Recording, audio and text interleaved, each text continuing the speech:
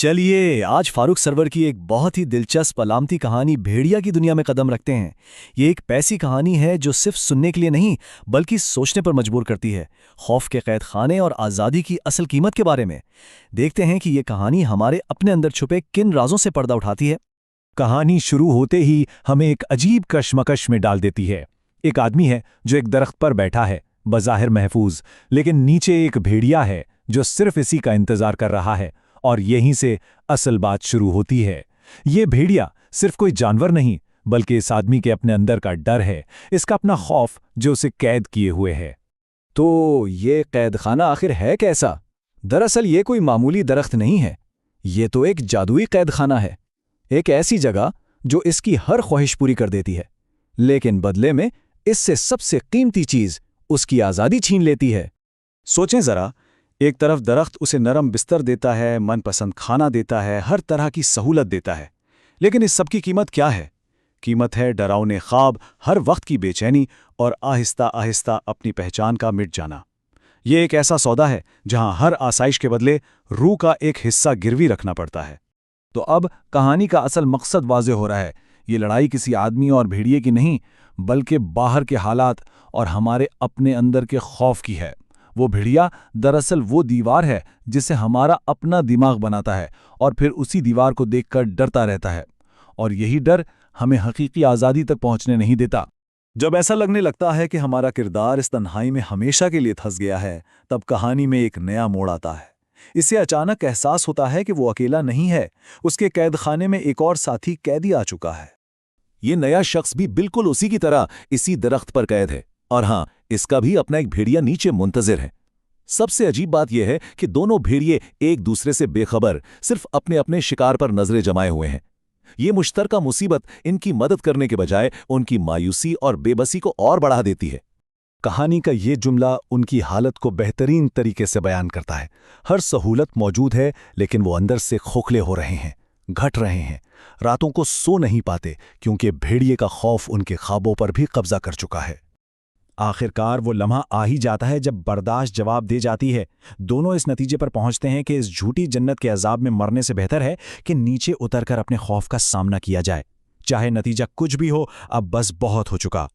اور پھر فیصلہ ہوتا ہے کہ دونوں ایک ساتھ کودیں گے، لیکن عین وقت پہ صرف اس کا ساتھی ہمت کر کے چھلانگ لگا دیتا ہے۔ نیچے پہنچتے ہی بھیڑیا اس پر حملہ کرتا ہے، اور وہ ایک چھوٹی سی کمزور سی شاخ سے اس کا مقابلہ کرتا ہے۔ اور پھر کچھ ایسا ہوتا ہے جس پر یقین کرنا مشکل ہے۔ صرف ایک ہی وار میں وہ خوفناک بھیڑیا ڈھیر ہو جاتا ہے۔ چند ہی لمحوں میں اس کا ساتھی آزاد ہے، صرف اپنی ہمت کی وجہ سے۔ لیکن ہمارا مرکزی کردار وہ اپنی بزدلی کی وجہ سے وہیں کا وہیں بیٹھا رہ جاتا ہے، اپنے ساتھی کی آزادی کو دیکھتا ہے اور خود کو کوستا ہے، اسی پرانے عذاب میں، اسی قید میں۔ اب جو فیصلہ اس نے خود نہیں کیا، وہ قسمت اس پر زبردستی تھوپ دیتی ہے۔ اچانک جادوئی درخت سکڑنے لگتا ہے اور نیچے کھڑا بھیڑیا پہلے سے کہیں زیادہ بڑا اور خوفناک نظر آنے لگتا ہے۔ اب بھاگنے کے سارے راستے بند ہو چکے ہیں۔ اب کوئی راستہ نہیں بچا۔ یہ آخری مقابلہ ہے، ایک ایسا مقابلہ جو اس نے خود نہیں چنا۔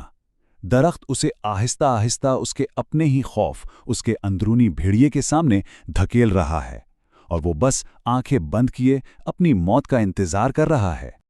اور پھر جب بھیڑیا اس پر جھپٹتا ہے تو وہ تقریباً بے دھیانی میں ہاتھ میں پکڑی ایک پتلی سی شاخ سے وار کرتا ہے، اور وہ پہاڑ جیسا بھیڑیا تڑام سے زمین پر گر کر مر جاتا ہے۔ وہ خوف جس نے اسے اتنے عرصے سے قید کر رکھا تھا، حقیقت میں اتنا کمزور نکلا۔ اور ٹھیک اسی لمحے اسے آزادی کا اصل مطلب سمجھ آتا ہے۔ آزادی بھیڑیے کا نہ ہونا نہیں بلکہ اس کا سامنا کرنے کی ہمت کا نام ہے۔ وہ خوشی سے چیختا ہے، ناچتا ہے، کیونکہ اس نے اپنے سب سے بڑے دشمن، اپنے خوف کو ہرا دیا ہے۔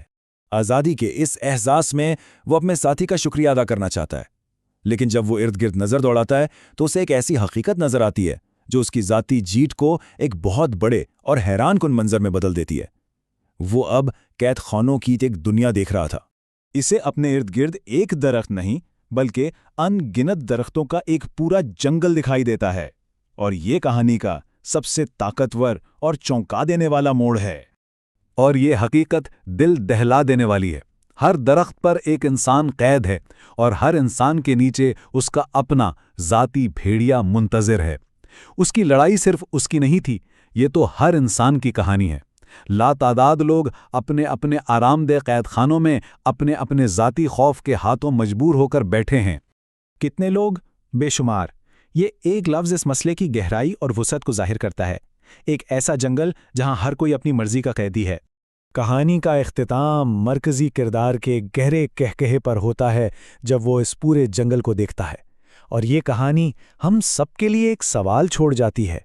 آخر ہمارے اپنے بھیڑیے کون ہیں، اور وہ کون سے جادوئی درخت ہیں جنہوں نے ہمیں آرام دینے کے بہانے قید کر رکھا ہے؟